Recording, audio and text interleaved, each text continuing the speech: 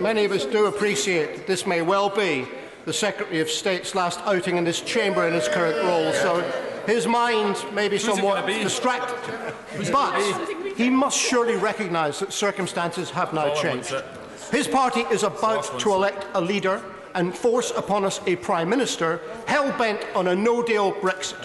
If that happens, will he continue to refuse the right of the Scottish Parliament to consult people in Scotland on their own future? Mr. Speaker, I understand the Scottish Parliament is going to be consulting people through a People's Assembly process, although I don't agree with it. When we have a Scottish Parliament with 129 elected representatives, I feel that is the forum in which these matters should be discussed. But the honourable gentleman is wrong in the way that he characterises the Conservative leadership candidates. Those candidates have made it clear that their preference would be to leave the EU with a deal. Masterton. Number 2, Mr. Speaker. Indeed. Secretary of State. Mr. Speaker, we are helping families to keep more of what they earn through raising the personal allowance, which went up to £12,500. As a result, 2.4 million Scottish taxpayers have received a cut in their tax in 2019 to 20 compared to 2015 to 16 due to this measure. Masterton. Mr. Speaker, as well as letting hard-working families keep more money in their pockets, in stark contrast to the Scottish Government, who are taxing 22,000 of my constituents more than they would if they lived in England. Raising the personal allowance also takes some of the lowest paid out of tax altogether. So can he confirm how many people in Scotland have been taken out of paying income tax by the Conservative Government? Mr. Speaker, thanks to this government's increases in the personal allowance, 135,000 Scots no longer have to pay any income tax at all. That is the record of this Conservative government, cutting tax, as opposed to the SNP Scottish Government that is making Scotland the highest tax part of the UK. George. Thank you very much. Does the Secretary of State realise that of those tax benefits that are gained, people on universal credit automatically lose 63% of them, contributing to the fact that over 34,000 tenants on universal credit now owe over £21 million in rent arrears, an average of £644 in Scotland? Will he look at the impact of universal credit on Scottish people, in particular low-income households?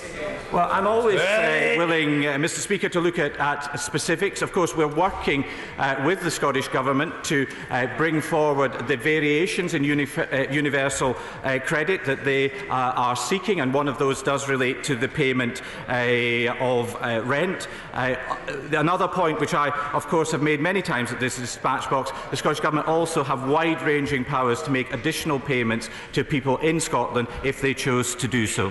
Thank you, Mr. Speaker. Armed forces serve the whole of the United Kingdom.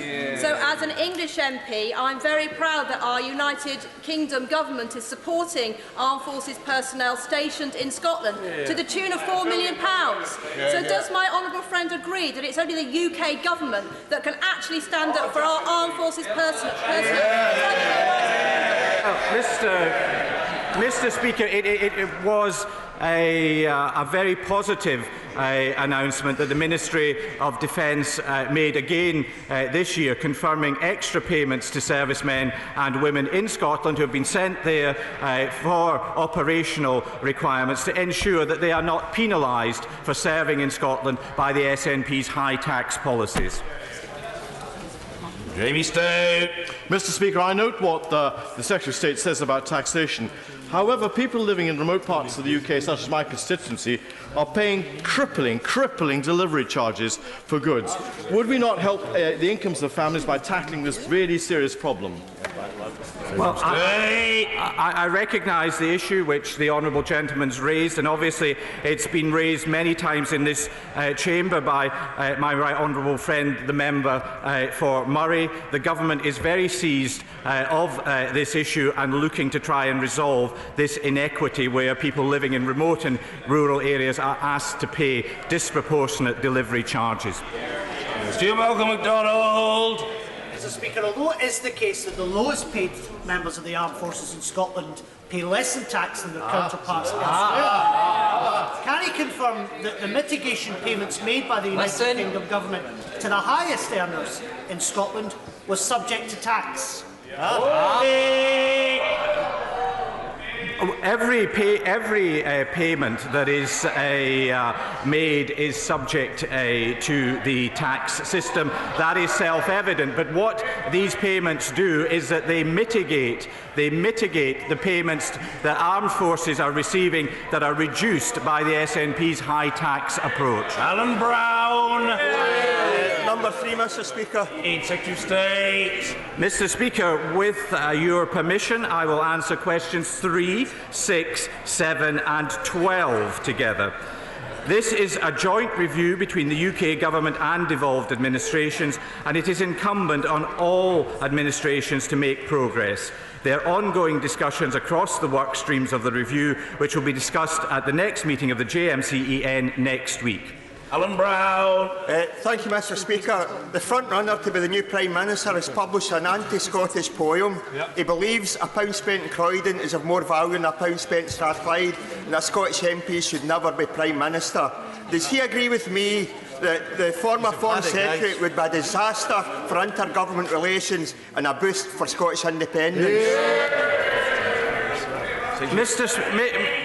Mr. Speaker, every Scottish questions we hear the assertion that this or that will be a boost for Scottish independence. It's got to the stage where if the chicken crosses the road, it will be a boost for Scottish independence. It's for individual candidates in the Conservative leadership election to answer questions about their own position and background.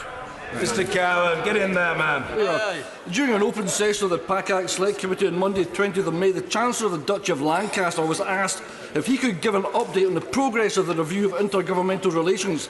He replied, "I cannot put a firm timescale on this, perhaps if we are looking towards the end of the year." Given the time that has lapsed and the uncertain political times that we're living through, is that good enough for Scotland? Mr. Speaker, I do believe that progress is being made, and I'm hopeful that next week, when there is a meeting of the JMCN, there will be the opportunity to discuss principles that would underpin the new IGR and agreement, and that was something that was discussed with both Welsh Government ministers and Mr Mike Russell at the last meeting of the JMCN. Harry Black. The current front-runner to become Prime Minister has previously written that government by a Scot is just not conceivable in the current constitutional context. Does the Secretary of State agree with this opinion, and does he believe that such an opinion is helpful to intergovernmental relations? I don't agree with that, and I'm sure the honourable member for East Dunbartonshire aspires to the office of a Prime Minister should she lead her party. So no, I don't agree with that analysis. Deirdre Brock. Thank you. Mr. Speaker, the Scottish Affairs Committee should be holding the Scottish Secretary to account, but he keeps refusing our invitations. So as this is his last question session before leaving office in the great Tory purge to come, does he agree with me that the Scotland office is no longer fit for purpose, that its function as a propaganda unit is unbecoming a department of government, and that the department needs a serious reform and overhauling, or quite simply abolished? What is the point to the Scottish office? Very simple answer, Mr. Speaker, no. I'm grateful. Mr. Douglas Ross. Much, Mr. Speaker. Like myself, the Secretary of State has served as a councillor, an MSP and an MP. So would he agree with me that you can have political differences within and between the various levels of government, but that shouldn't be misconstrued as a breakdown in intergovernmental relations? I absolutely agree with my honourable friend. Many of the disagreements between the Scottish Government and the UK Government are political differences rooted in the fact that this government wants to respect the outcome of the 2014 independence referendum, and the SNP Scottish Government wants to have another referendum. They're political disagreements. much, Mr. Speaker. Mr. Speaker, will my right honourable friend confirm that £1.3 billion has been allocated through city and growth deals to Scotland, and actually lessons learned through the city and growth programmes are being played into the union strategy and also intergovernmental relations, so we take the positives out of this incredible investment that's coming to Scotland from the UK government? Well, I always believe, Mr. Speaker, that the city and growth deals are a clear example that the two governments can work constructively together for the benefit of people of Scotland. That's what people in Scotland want to see. Congratulating the Honourable Gentleman of Perth and North Perthshire upon a particularly splendid tie, I call Mr. Pete Wishart. I'm always grateful to you, Mr. Speaker, and thank you for that. Mr. Speaker, the Scottish Affairs Committee has just released their report on intergovernmental relations, and it's an evidence-based, wide-ranging report on a number of important issues. But what this cross-party report says about his office is that it's failed to keep pace with devolution, and that most direct intergovernmental relations are conducted out with his department. And some of these press comments, I noticed that he's not actually taking all this seriously, but will he now agree to a proper review of his office and his department? I don't know what press comments the honourable gentleman is referring to, because although we have our political differences, I do respect the work of his committee, and I've been very clear that I welcome the opportunity for a review of the Scotland office. But I'm confident that review will result in an enhanced Scotland office, not the loss of the Scotland office. First of all, Mr. Speaker, I'd like to associate myself with the remarks and wish the Scotland team all the very best in their final match tonight. Mr. Speaker, two parliamentary select committees have now made recommendations that the Secretary of State's role should be abolished. The Secretary of State ignored Labour's warning about the democratic deficit of the GIMC. He botched the devolution element of the Brexit bill, and he has failed to secure funding for Scotland as part of the Stronger Towns Fund. Does the Secretary of State now accept any responsibility whatsoever for presiding over the mess that has led to the unprecedented step of two parliamentary committees calling for his head? Well, Mr. Speaker, I don't know whether the honourable lady read the Scottish Affairs Select Committee report. It might have been helpful because it doesn't call for the abolition of the Scotland office. Obviously, the SNP want to see the Scotland office abolished. They want to see the UK government abolished. It calls for a review. I think after 20 years of devolution, a review is a perfectly appropriate step to take. Well, Mr. Speaker, the issue, of course, is that how did it get to that point? And the gentleman's handling of all of the issues I've outlined really confirms why we are in this mess. But given that he is unhappy in his work, then it may well be that his threats to resign may well be fulfilled by the right honourable member of Uxbridge and South Ruslip in a short period of time. Mr. Speaker, both the Secretary of State and Ruth Davidson have flip-flopped on whether they would work with the Foreign Secretary if he becomes Prime Minister. So does the Secretary of State think that if the former Foreign Secretary is elected as Prime Minister, his diplomatic skills will come to the fore, that he will improve relations between the Scottish and UK government, or would it indeed be another Nazarene Regari Radcliffe moment? Mr. Speaker, firstly, I'm very clear. I respect democracy. I will respect the result of the Conservative leadership election. But all 5 of the candidates still in the race are very clear. They are unionists. And that's what makes them different from the leader of the opposition. They won't be cozying up to the SNP to have another second independence referendum. Number 4. Mr. Speaker. Well done. Secretary of State. Mr. Speaker, strengthening and sustaining the Union is a key priority for the UK government. This government delivers for the people of Scotland day in, day out, whether through creating jobs, opportunities and long-term growth or keeping our citizens safe. Sir Henry Bellingham. Agree with me, but one obvious way to further strengthen the union is for key government departments such as MOD and DWP to move more jobs and activities to Scotland. Can you tell the House what he's doing to pursue this particular agenda? I'm very keen, and obviously Cabinet colleagues are present. I'm very keen to ensure as many UK government jobs are in Scotland as possible, and I was delighted last week to launch the new UK government hub in Edinburgh, which will house 3,000 UK civil servants. Mr Gaffney, get in there, Matt. Thank you, Mr Speaker.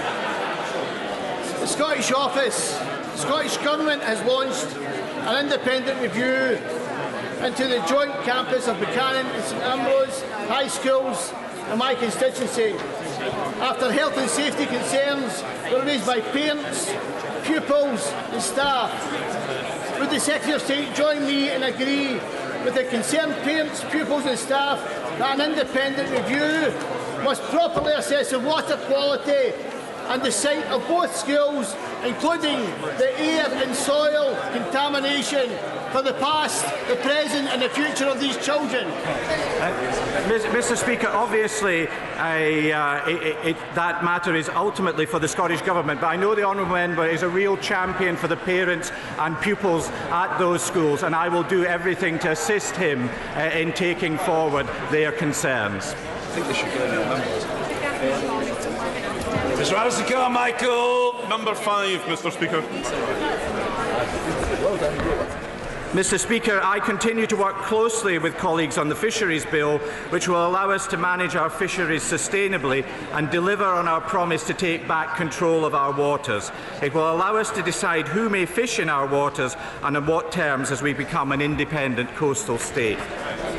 Mr. Carmichael. The last time I asked the Secretary of State about the Fisheries Bill, he deflected the question by saying, "We'll see what happens when the bill returns on report."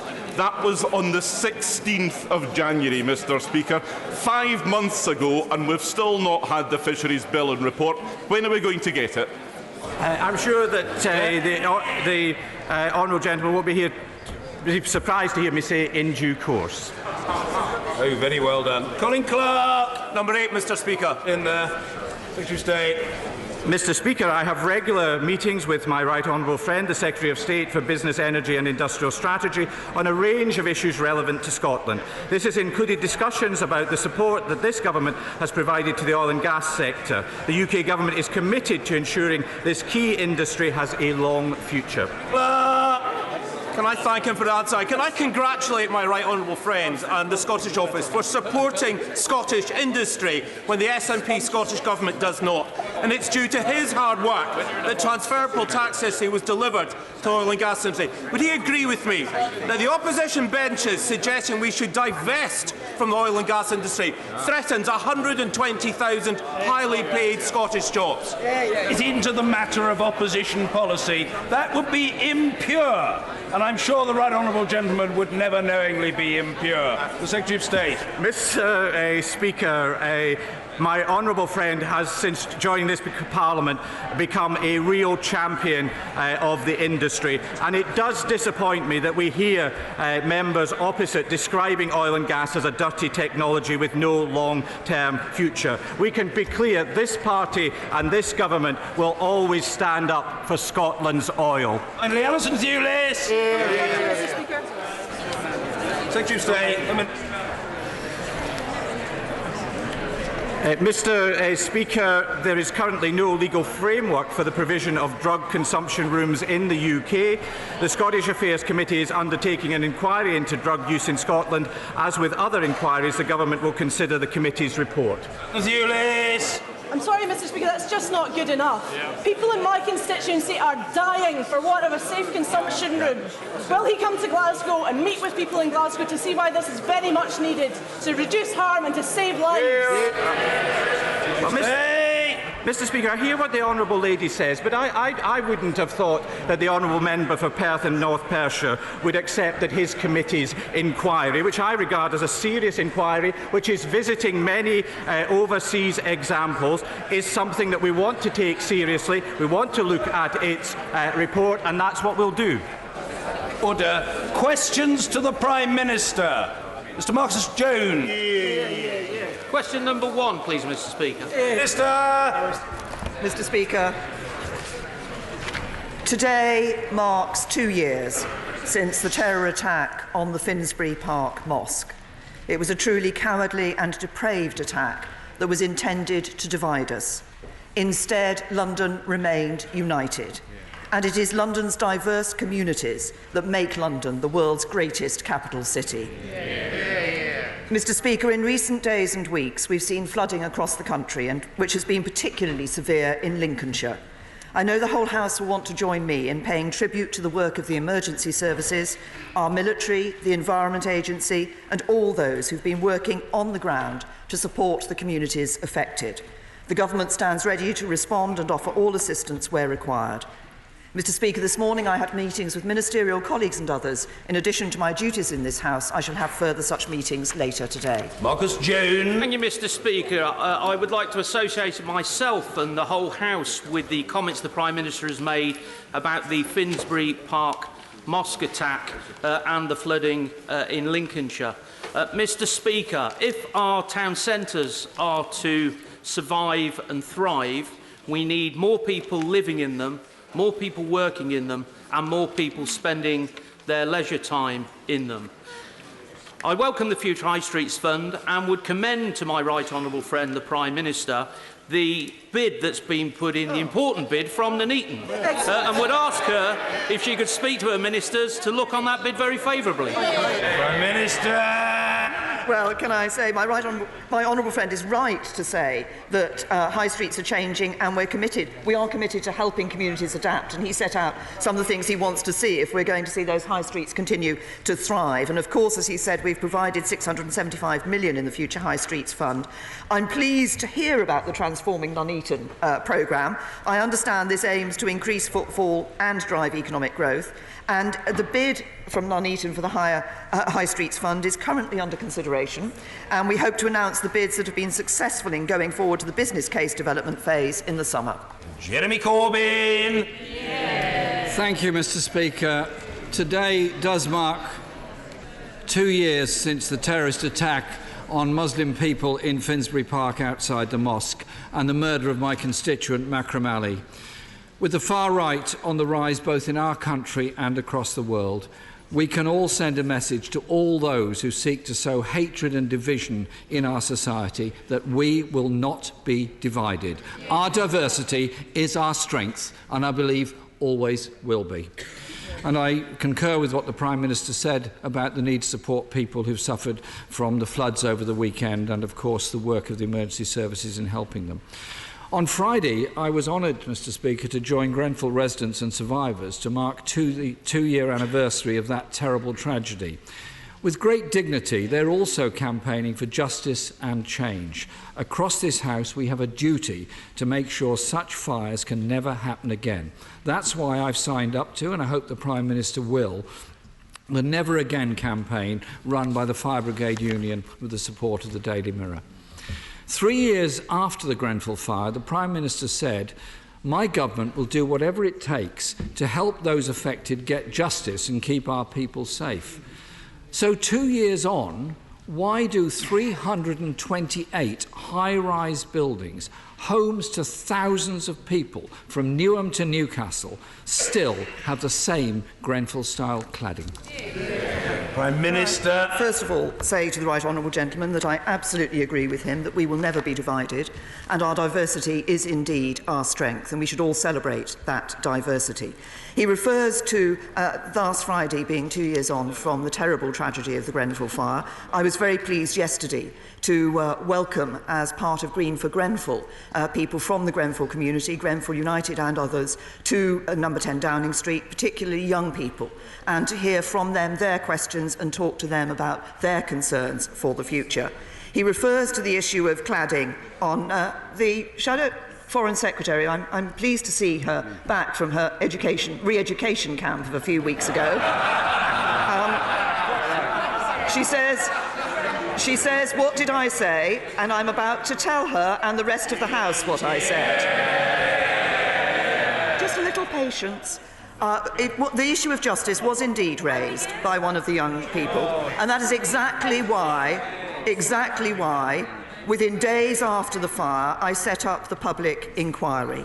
That, of course, has 2 phases. It will soon be entering its 2nd phase. We've appointed panel members to sit alongside the judge in that 2nd phase. But the aim of that is to find out exactly what went wrong, who was responsible, who was accountable, and enable that justice for the people of Grenfell. And he talks about the issue of cladding. Of course, we asked building owners in the private sector to do the action that we believed was necessary, but we've seen they haven't been acting quickly enough, and that's why we will fully fund the replacement of cladding on high-rise residential buildings, and interim measures are in place where necessary on all 163 high-rise private residential buildings with unsafe ACM cladding.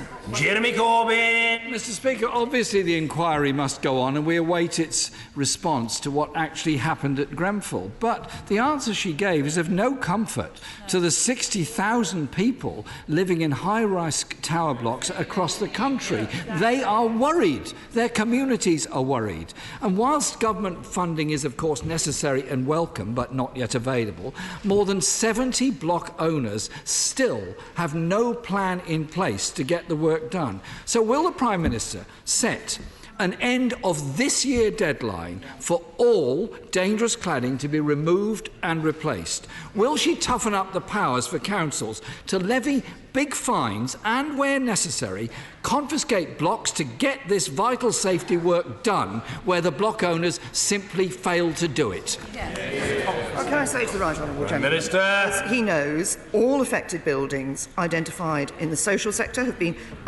visited by the Fire and Rescue Services to carry out the checks to make sure the interim safety measures are in place, and remediation work has started on or finished on over 3/4 of these buildings, and we're fully funding the removal and replacement of unsafe ACM cladding systems on high-rise social housing.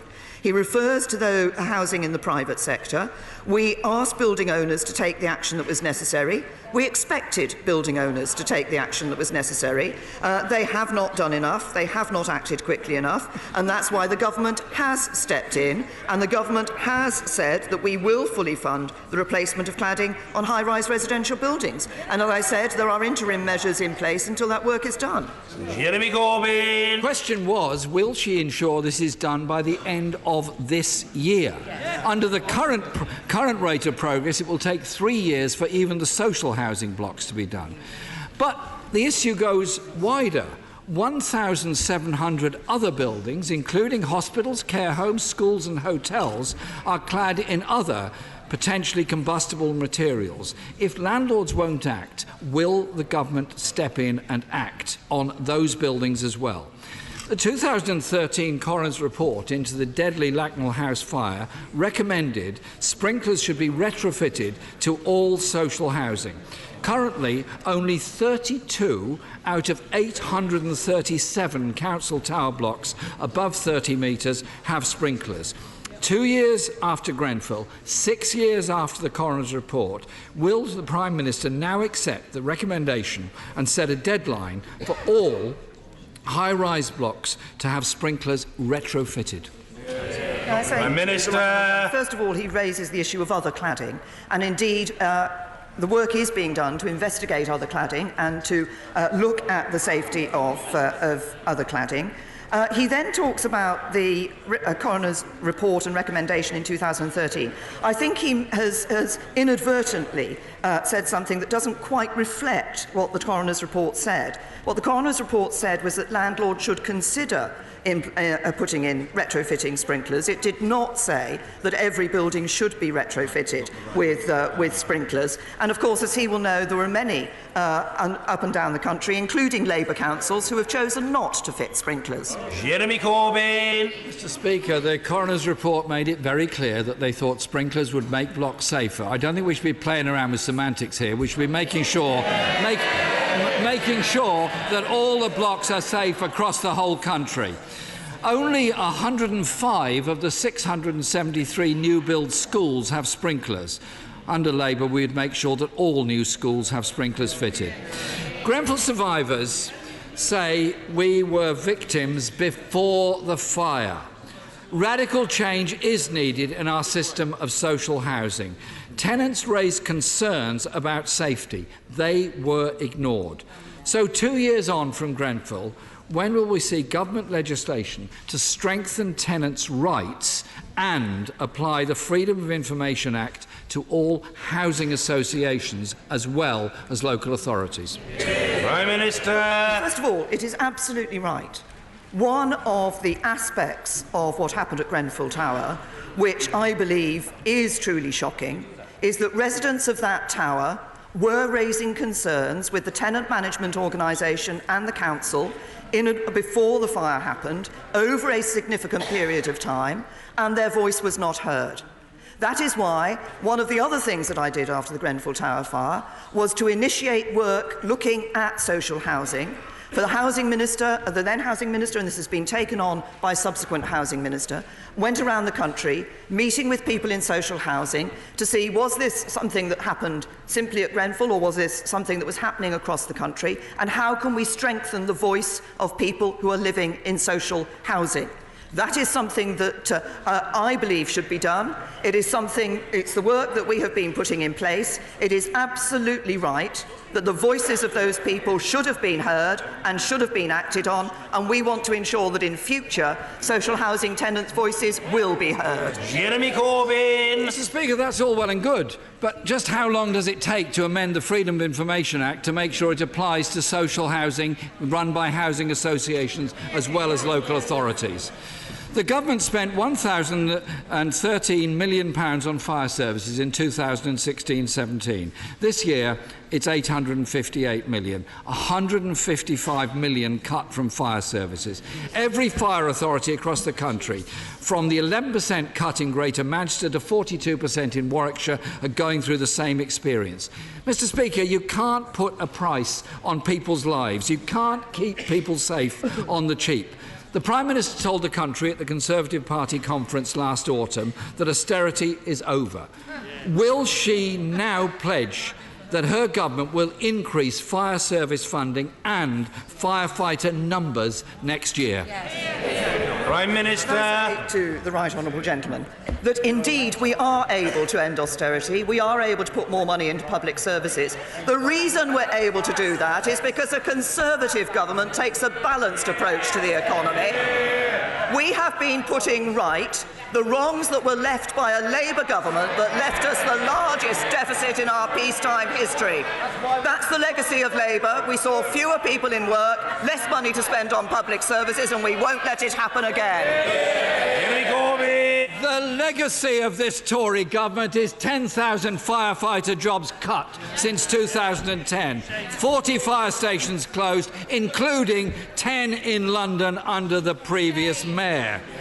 Mr. Speaker, the Prime Minister claimed action on Grenfell would be part of her legacy, but in 2 long years, too little has changed. She has met the Grenfell survivors. I have met the Grenfell survivors. Their pain is real, palpable, and continues. A big test for the next Prime Minister will be to make good the failings of this government over the past 2 years. A failure to rehouse all the survivors, a failure to give justice to the Grenfell community, a failure to make safe on other dangerous high-rise blocks, a failure to retrofit sprinklers, and a failure to end austerity in the fire service. So does the Prime Minister believe that at the time of the 3rd anniversary next year, the government will be able to honestly say to the country with conviction to the Grenfell survivors, never again? Prime Minister. The right honourable gentleman refers to the rehousing of the Grenfell survivors. All 201 households have been offered temporary or permanent accommodation, and 194 of those households have accepted that, and 184 have been able to move into their accommodation. The right honourable gentleman talks about what the government has been doing in response to the Grenfell Tower fire. We have set up immediately a public inquiry. We set up immediately the Dame Judith Hackett review, which looked at the issues around the building regulations and fire safety, and the government is acting on the results of that, and I expect a future government to act on the results of the public inquiry. I have met on a number of occasions now, as I said, including yesterday, people who survived the Grenfell Tower fire, people who lost their homes, people who lost members of their families, young people who lost their best friends. Their pain is indeed great. It will never go away. It is important for us to ensure that we provide the support for those survivors into the future. It isn't just about buildings and cladding. It's about support for the local community. It's about mental health services and support for those who have been affected. This government is committed to ensuring that we provide that support and to ensuring that we do everything we can to make sure that a tragedy like Grenfell Tower can never happen again. Tim Lawton.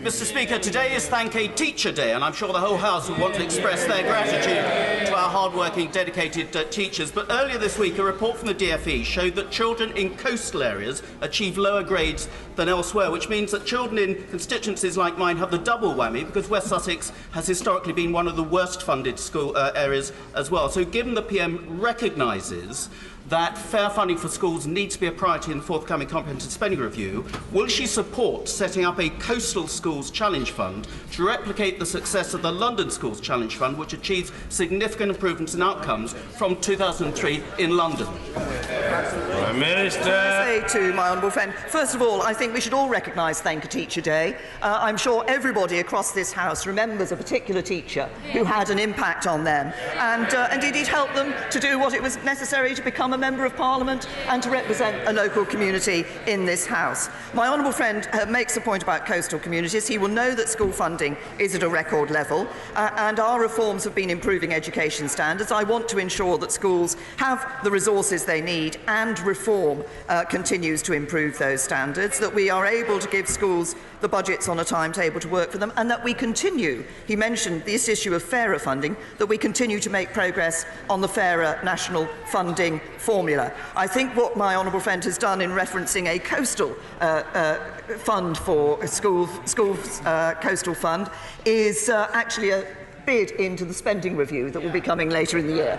Ian Blackford.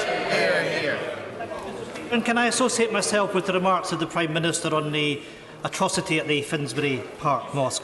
Mr. Speaker, this is also World Refugee Week, and I want to commend my honourable friend, the member for Nailan and Yar, who brought forward a family reunion bill some time ago. Will the Prime Minister, in the time that she's got left, please make sure that this comes forward to committee?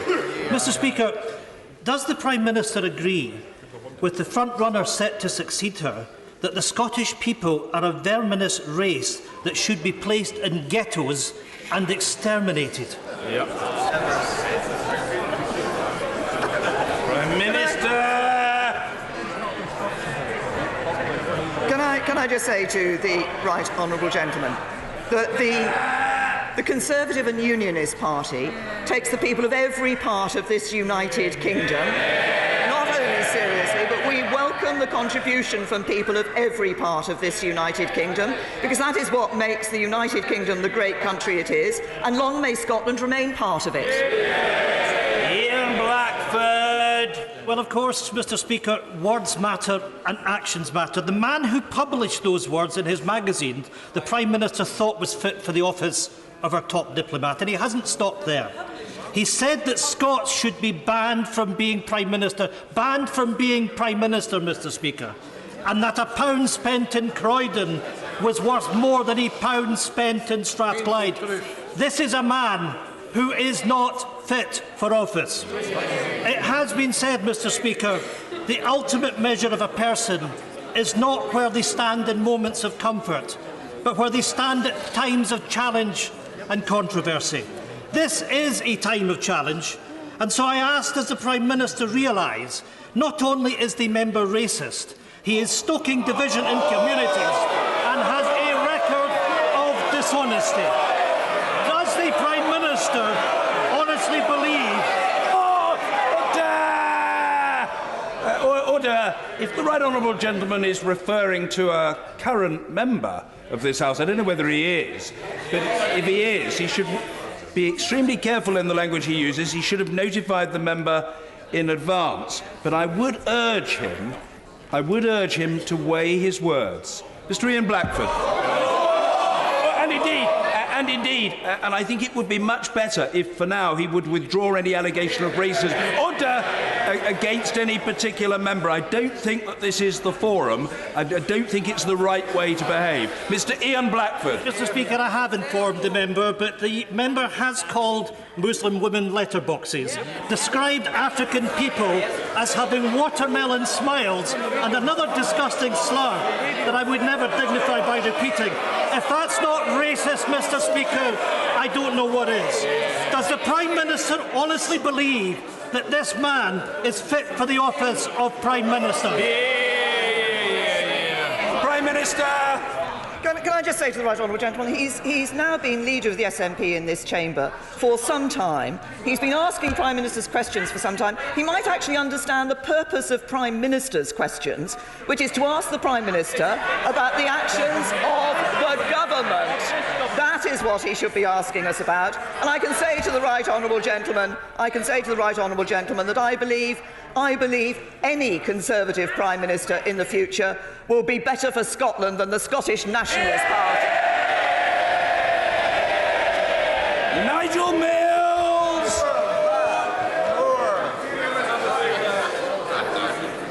Thank you, Mr. Speaker. Would the Prime Minister agree with the importance of tackling corruption and tax evasion around the world, and the key role that knowing who really owns companies plays in that?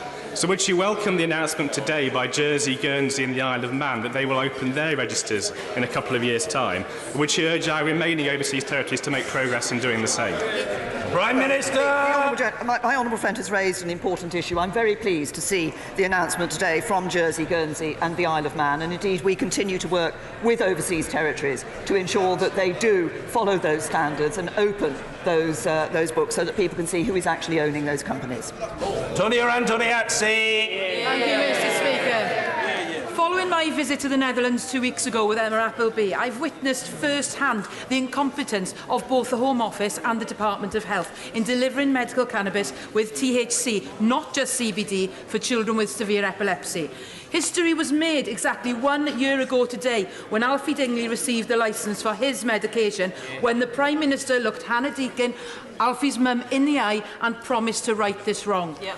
Today, will the Prime Minister commit to make it part of her legacy to deliver on her promise, not just to Alfie, but to the many other children that are still suffering? Yeah. Prime Minister! Well, lady, obviously she's absolutely right that we did look at this whole issue of medical cannabis. That's why we changed the approach that was taken.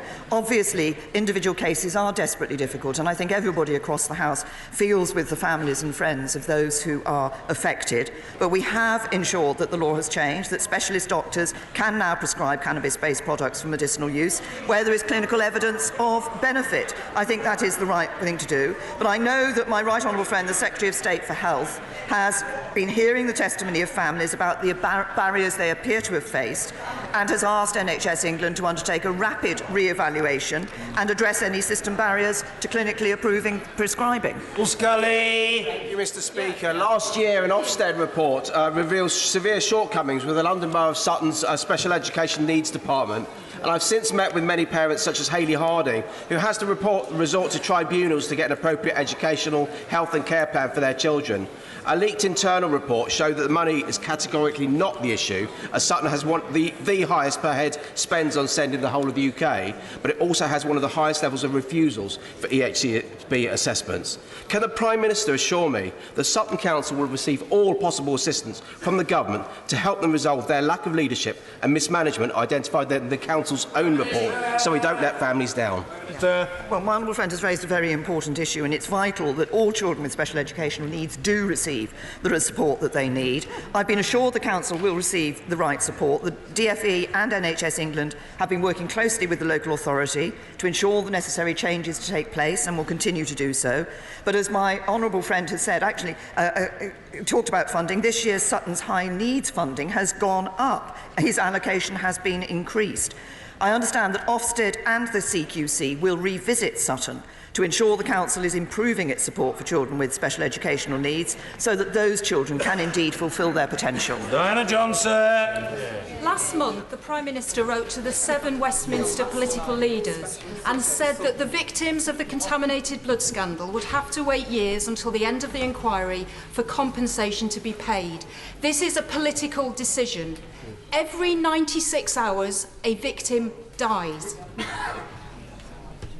I think the Prime Minister, in her legacy, whilst accepting that she's made the right choice in setting up the inquiry, the real legacy would be to pay compensation now, as happened in the Republic of Ireland in the 1990s, for those who've suffered for so much, for so long, at the hands of the state.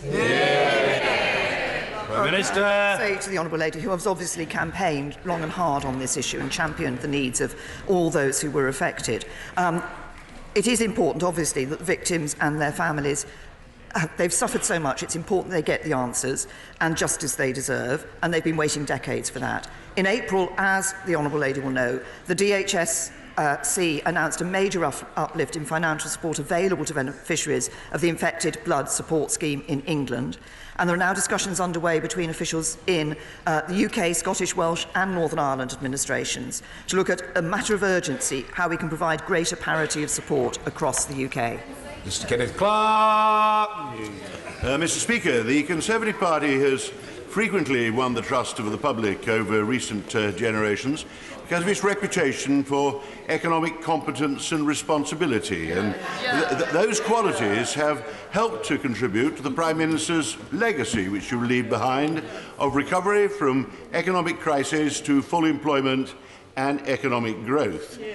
Does the Prime Minister therefore agree with me that in the present uncertainty surrounding Brexit and the change of government, it would be extremely unwise for candidates in the leadership election or for the outgoing government to start making reckless commitments to tax cuts and spending promises which should properly be addressed responsibly in a spending round once the uncertainties are behind us? Prime Minister. First of all, can I commend my right honourable and learned friend for the work that he did in a previous Conservative administration as Chancellor of the Exchequer. He left a golden economic legacy which was then completely squandered by 13 years of Labour in government. And as he says, Conservatives have had to turn that around, and I'm pleased that we see employment at record levels. I'm pleased that we see the deficit down. I'm pleased that we see debt falling. And we are able to ensure that we can put more money into public services. We've already committed that biggest ever cash boost in its history for the National Health Service. And I can assure my right honourable friend that in my time as Prime Minister, we will not make any reckless commitments, but we do want to ensure that we see our public services supported as they should be to provide the services that we believe the people of this country deserve. Mr Virendra Sharma. Thank you, Mr Speaker. Over the last 9 years, the Prime Minister has held authority over immigration, first as Home Secretary and now as Prime Minister. By her own metric, she has failed to reduce immigration, and her unjust, discriminatory and racist policies have caused thousands of people to be treated inhumanly. In this refugee week and the last weeks of her term in office, can she call her record on immigration anything other than a failure? Prime Minister. Can I say to the honourable gentleman that immigration has been good for this country. But what people want to know is that the government can make decisions about who should come to the country, that there is control on the numbers of people coming to the country, and that the government takes action against those who are here illegally.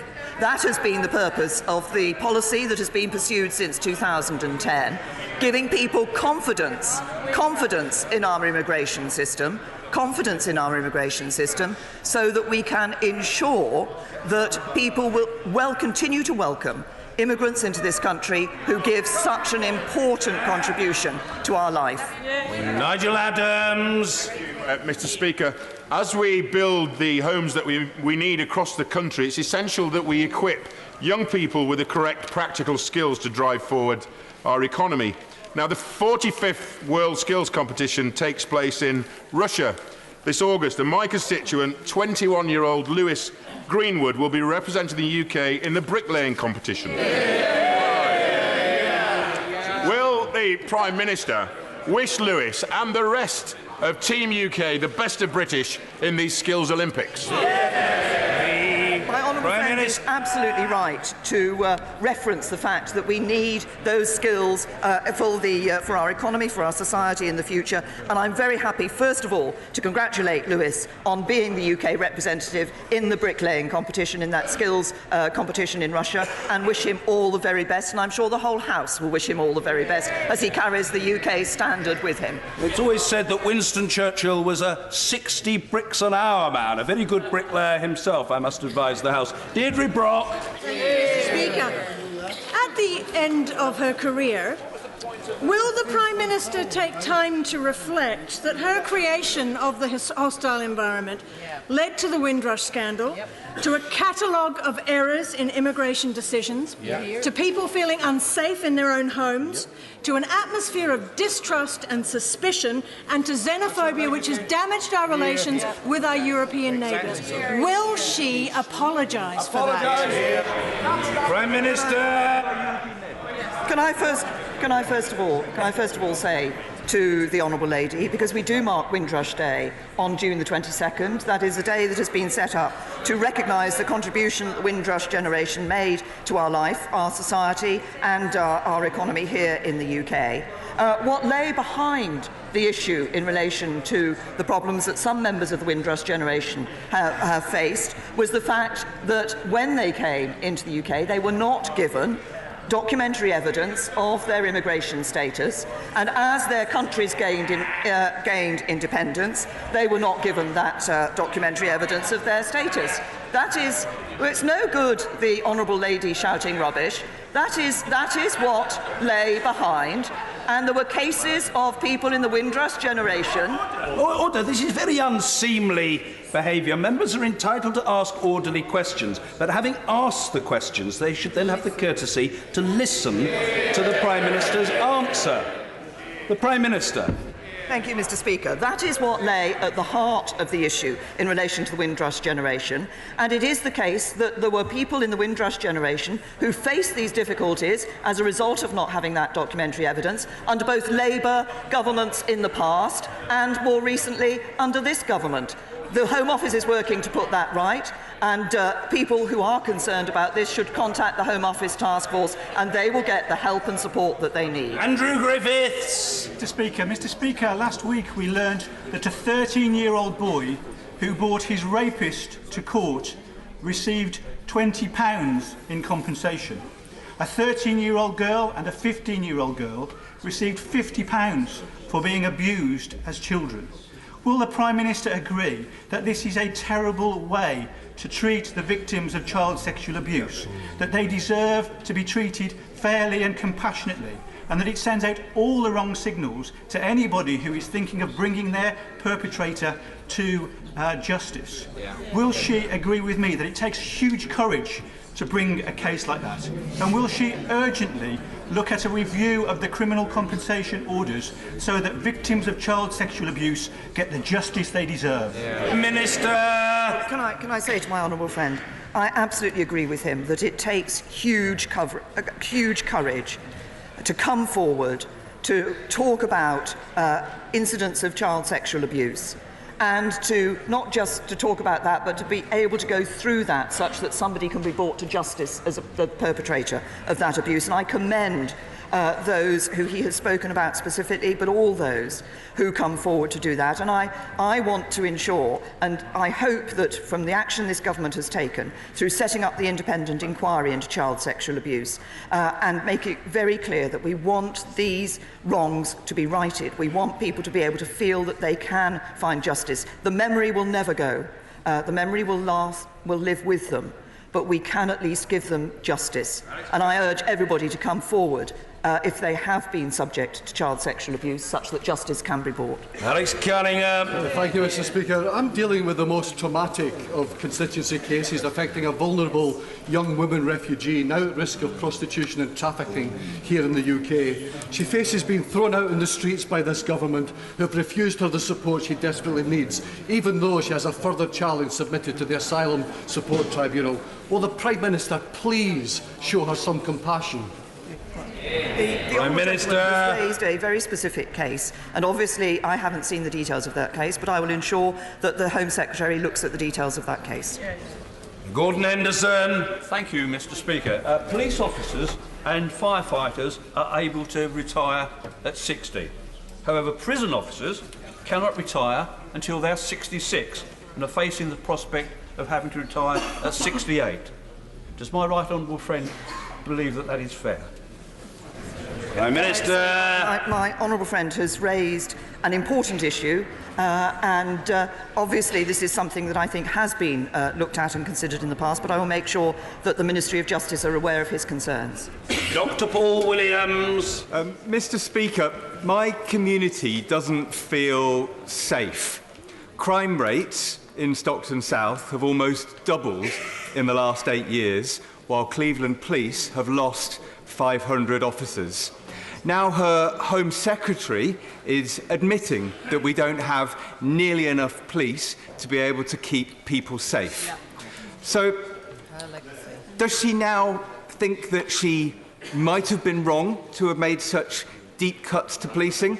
And would she consider, as her final act as Prime Minister, giving Cleveland Police our 500 bobbies back? Prime Minister. We have made around £1 billion extra available to police forces this year. That includes an increase in funding for Cleveland Police. How that money is spent is a matter for the Police and Crime Commissioners and the Chief Constable. We've made funding available, and we have ensured that we are giving the police the powers that they need. And sadly, the Labour Party in opposition voted against that extra funding for the police. Dr. Caroline Johnson. Thank you, Mr. Speaker. Mr. Speaker, losing a child is every parent's worst nightmare. But up and down the country, every day, parents are caring for children with life-limiting illnesses. For these families, the Children's Hospice and Palliative Care Services are a necessary lifeline. But some of our hospice services are struggling for cash, and indeed Acorns, our largest service, has had to announce the closure of a hospice. Prime Minister, you came to power saying you would help those who are just about managing, but many of these families are barely coping at all. Please, as your legacy, can you give the £40 million needed to provide really good palliative care children's services to all children who need it in this country? Prime Minister. Can I say to the Honourable Lady that I recognise the important role that hospices play generally, but also children's hospices particularly, and I've been pleased to be involved with the establishment of the Alexander Devine Hospice in my own constituency, which was set up after a family tragically lost their son Alexander. It is important that we do ensure that people get the support they need as they are seeing a child approaching the end of their life. We have made children's palliative and end-of-life care a priority in the NHS long-term plan, and over the next 5 years the NHS will be match funding CCGs who commit to increase their investment in local children's palliative and end-of-life care services by up to £7 million, and that's increasing the support up to a total of £25 million a year by 2023-24. These children and their families do deserve the very best care, and I would commend all who are working in the hospice movement because they provide wonderful end-of-life care for children and adults. Mike Hill. Thank you, Mr. Speaker. Hartlepool's a trial area for universal credit, and now we have 7 food banks. Is this a legacy the Prime Minister can be proud of? I say to the honourable gentleman, nobody wants to see somebody feeling the need to go to a food bank. But what universal credit does do is ensure that people are helped to get into work, and that work pays as they earn more. They are able to keep more of that of those earnings, and work is the best route out of poverty, and universal credit is working to ensure that people get into work and can provide for themselves and their families. James Gray. Mr. Speaker, the whole House will, I know, join the Prime Minister in thanking the emergency services and the armed services when they step up to the mark in times of national or local emergency, like the mosque outrage or indeed the Novichok incident in Salisbury near my own constituency. But will she also do what she's done throughout her time as Prime Minister and pay tribute to a vast army of other people, the volunteers in our society who do so much for us? I think particularly of the Robbridge Legion, the Royal National Lifeboat Institution, the Red Cross, and particularly this important day in their life, the Order St John and the St John Ambulance Brigade. These are truly the big society. Prime Minister. My honourable friend is absolutely right. So much of what happens in our country, so much that is good in our country, does indeed depend on volunteers up and down the country in the organisations my honourable friend has referenced, and in other community groups and other charities too. We should celebrate the work that volunteers do, we should commend them for their work, and most of all, we should say a wholehearted thank you. Vicky Foxcroft. Mr. Speaker, a high score of adverse childhood experiences, or ACEs, increases an individual's chances of having physical health issues, poor mental health, or being involved in violence.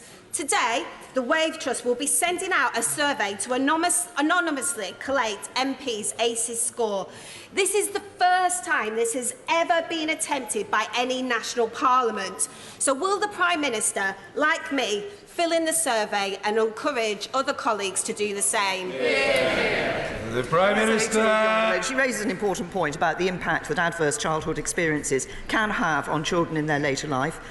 It's one of the reasons why we are putting so much support and emphasis on mental health of young people to help them as they are going through their life. I wasn't aware of this survey. I'm happy to look at that survey, and I'm sure all members of the House will look at it and recognise the importance of this information, that this information can increase knowledge of these adverse childhood experiences and help to deal with these issues. David Duquette. Thank you very much, Mr. Speaker. My right honourable friend will be aware that there are already almost 400,000 people employed in the low-carbon sector and its supply chains across the country.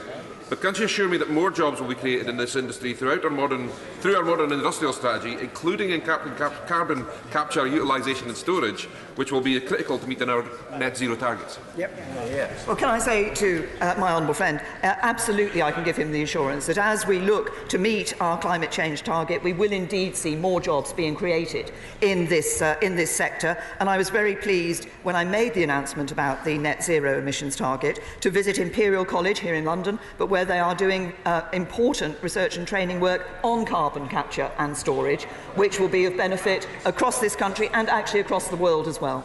Mary Cray. Thank you, Mr. Speaker. The Prime Minister is a dedicated follower of fashion. So can she explain why yesterday her government rejected a penny on every garment sold in this country, which would have created green jobs, a ban on the 300,000 tonnes of textiles that go to landfill or incineration, and the 16 other recommendations made by my committee when she wants to get to a net zero carbon economy by 2050. Prime Minister. I say to the Honourable Lady, I'm aware of the report from the Environment Audit Committee on this issue. Much that the committee wants to achieve is actually already covered by government policy. There are a number of areas I could say. For example, making producers responsible for the full cost of managing and disposing of their products after they're no longer useful. And last week, the government opened a multi-million-pound grant scheme to help boost the recycling of textiles and plastic packaging. We have already responded to many of the issues that were raised by that report. Giles Watling. Thank you, Mr. Speaker. Now, unlike local councils, NHS bodies are not legally required to balance their budget on an annual basis. Cambridgeshire and Peterborough STP is facing a deficit of £192 million, and other STPs could be raided to bail them out. So what would my right honourable friend say to my constituents, including those in places like Jaywick, an area of deprivation and that has extensive health inequalities, when they ask me why their services should suffer to meet the deficits of others? Can I say to my honourable friend that, of course, we want to ensure that all health trusts, all health services are indeed operating properly within their budgets and are able to balance their books. But what I would say to his constituents is that I am pleased that this government has been able to increase the funding that is available to the National Health Service, and that will go towards increasing and improving the services that his constituents are able to receive. Jones. Thank you, Mr. Speaker. The Prime Minister is a busy woman. She might not have seen the latest report from Inside Housing. Inside Housing have revealed that 3 successive ministers were written to over a total of 21 times over 4 years by the all-party group on fire safety, urging them to act to make sure we avoid another fire following the Lakanal House fire. The last of those 21 letters was written a month before the Grenfell Tower fire. No action was taken. What does the Prime Minister believe those ministers should have done when they received that expert advice? Prime Minister! I say, ministers obviously always look very carefully at the expert advice that they receive, but the whole question of what has happened and the advice that was available is a matter that will be looked at in the second phase of the public inquiry. Reggie through. Later today in Westminster Hall, members would have the opportunity to debate the independent review of the Modern Slavery Act. Thanks to the leadership of my right honourable friend, this landmark piece of legislation has empowered both victims and the police to seek justice, with 239 suspects charged and 185 people convicted of modern slavery offences in 2017-18. Could my right honourable friend outline what further measures she believes would help to strengthen this act? Well, I'm pleased that my honourable friend has raised this issue because I think this is an important, it remains an important topic. We've seen not only the first convictions under the Act, but also thousands of businesses publishing transparency statements, senior business leaders being much more engaged on the issue than ever before. We'll shortly be publishing, you asked what more we'll be doing, we will shortly be publishing a consultation to look at ways to strengthen transparency in supply chains, and we're expanding transparency laws to cover the public sector and its purchasing power. This is very important. The public sector has huge purchasing power, and this could be used to good cause to ensure that we are ending modern slavery. Anna Soubry. Mr. Speaker, the Prime Minister is keen to secure a legacy of acting in the country's very best interests. So will she commit to introducing legislation that will guarantee that this House sits in September and in October, so that in the event of a no-deal Brexit, all options are available to this Parliament, including revoking Article 50? The dates for recess and times for sitting for this House will be published to this House in due course. Mr. Speaker, the national funding formula for schools is great for underfunded constituencies like mine, and funding is going up twice as fast as the national average. But village schools and small schools are still under financial pressure, and their numbers have declined over recent decades. Will my right honourable friend encourage the DfE to look again at how we can make the national funding formula do more to help village schools, which are so important to our rural life? Well, first of all, can I say to my honourable friend that I absolutely accept and recognise the important role that village schools play in our rural life. A lot of work went into the national funding formula. I think it is right that we are introducing this fairer means of funding, and we have yet, of course, to reach the end point of the national funding formula, but I want to see us progressing and ensuring that we are putting that national funding formula in place. But I'm sure that the Secretary of State for Education will have heard the particular request that my honourable friend has made. Dr. Rosanna Allen-Khan. Thank you, Mr. Speaker. I am heartbroken, and Tooting is heartbroken. On Friday night, the streets claimed another victim. And Shayon Evans may to this government be another awkward statistic. But to us, he was a son, a brother, a friend taken too soon. This senseless violence could have been avoided with adequate policing, good youth provision and giving our young people a sense of hope. So my question, Prime Minister, is simple.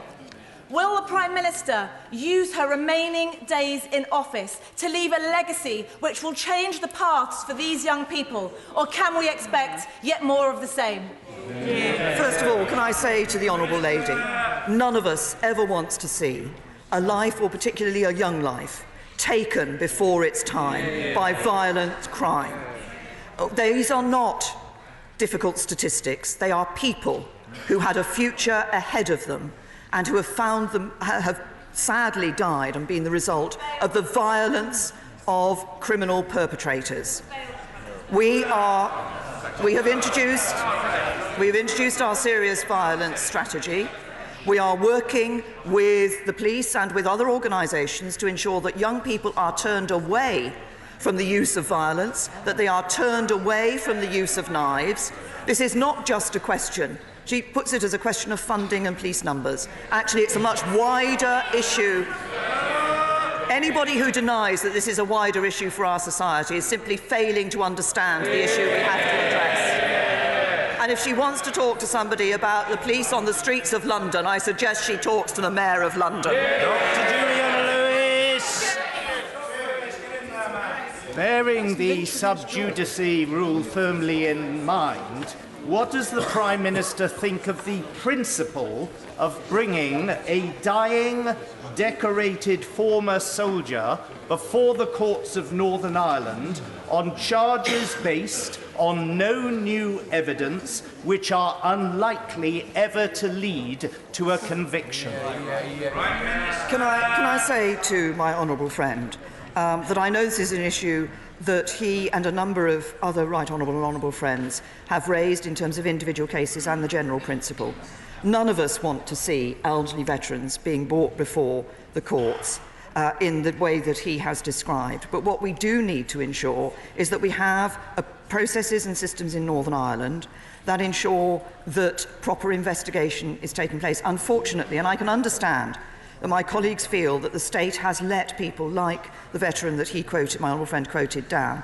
But the fact is that previous investigations have not been found to be lawful, and that is why we are having to look at the process of investigation. I've said many times, standing at this dispatch box, I want to ensure that we see the terrorists who cause the vast majority of deaths in Northern Ireland being properly brought to justice. That is what we are working on, and we will continue to work on a system that is fair. Neil Gray. Mr. Speaker, when the Prime Minister took office as Prime Minister, she suggested that it would be her mission to tackle burning injustices. And yet, this morning, the report from the IFS, commissioned by the Joseph Rowntree Foundation, shows that under the cabinets that she has served in over the last 9 years, in-work poverty has risen dramatically. Won't that be the legacy of her premiership? Well, he's raised the IFS report. In fact, what the IFS report showed was that people in work are better off. People are better off when they move into work. It showed that under this government, more people at work than ever before. That material deprivation rates have fallen by a fifth since 2010. And it showed that the reason for the relative poverty figures is that pensioners are better off. The honourable gentleman might think cutting pensioners' incomes is the answer. Actually, I don't. Order. Yes, we'll come to points of order.